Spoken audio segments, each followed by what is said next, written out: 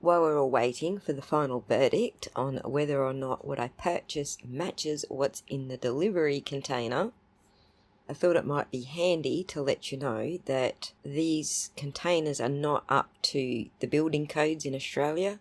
Not sure about any other country, but in Australia they don't meet the codes. And so this is the first in a series of the new codes, the old codes, and all the codes in between. There's a lot of them. The first two that come to mind from having the engineers go over this was wind load, which is fairly important in the particular area of Queensland that I'm moving to, because we have pretty big cyclones and windstorms, hailstorms, all sorts of things that go on there. So wind load and lifespan. I believe these flat packs just come with a standard 20-year lifespan, but the building codes for Queensland, Australia, they want a 50-year lifespan. And so I paid about $5,000 to have a structural engineer go through what the supplier was sending me and then what we would have to add or change to bring it up to compliance. And at the other end, also providing me with a compliance certificate. In Australia, it's called a Form 15. The first thing we needed to change was the roof. The supplier's design had 4 trusses, but the engineer felt we needed a 5th truss to meet the wind load specifications. Unfortunately, it was already on a ship on its way here by the time I realised that, so I'm going to have to source that locally, which I have got a couple of quotes for. It's looking to be around the $500 mark, but at least it will be made in Australian steel and to Australian specifications. The engineer also specified the roof battens to be closer together than the supplier had in their diagram, so we're probably short, I think it's 3 or 4 roof battens. Again, I am going to have to source those locally. In addition to that, I also need to add some web members to the trusses, and they're marked here as A and C in red. And the majority of those I should be able to make up from leftover wall studs, which the engineer has marked up here as additional 50mm Studco web member. There's also a lot of other detail involved with reinforcing and joining all the parts and additional bolts and nuts to join things together, and that pretty much takes care of wind load.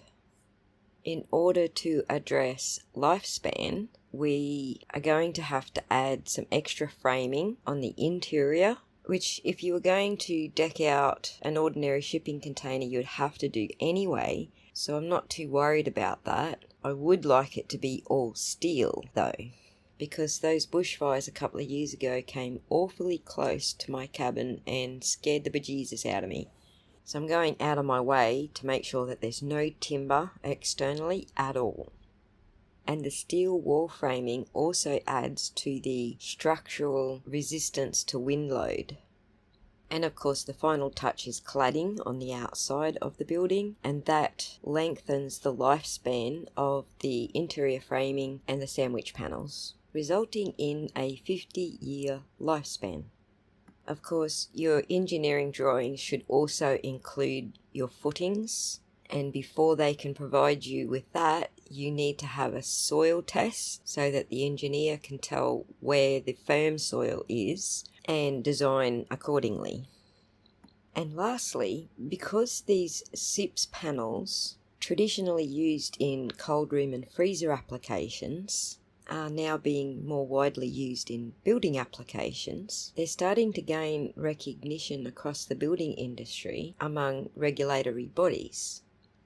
And so in 2022, for the first time, ISPs were included in the DTS Elemental Energy Efficiency provisions of the National Construction Code. It's worth noting that the National Construction Code of 2022 does exempt some roofs constructed with ISP from roof space ventilation requirements and some thermal bridging mitigations. According to the Australian Steel Institute and NASH, which is, I think it stands for National Association of Steel Framed Housing. They say that ISP, or insulated panel roofing, and walling systems offer a comprehensive package that can improve energy efficiency and help you reach your 7-star rating. I'll talk about these ratings in another video. But in essence, using insulated sandwich panels, you can achieve exceptional thermal performance, they say, creating a highly effective thermal envelope for homes. They minimise heat transfer in both directions, helping keep the interiors cooler in summer and warmer in winter.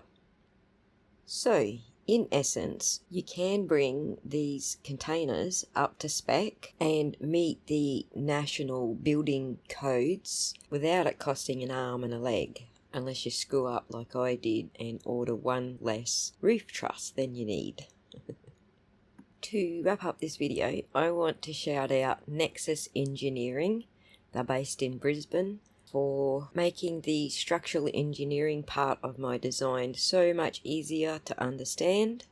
They had absolutely no problems dealing with me not having a mobile phone at the moment. I do, but I just don't have very good reception here. So we did our meetings via Zoom and exchanged information via email. And they were very patient and understanding, and I thoroughly enjoyed working with them. So if you're looking to build in the Brisbane area, I do recommend Nexus Engineering. Okay, so now it's time to finish packing so I can hit the road and go and see what I ended up with. I promise this is the last video. Until Friday, be good, folks.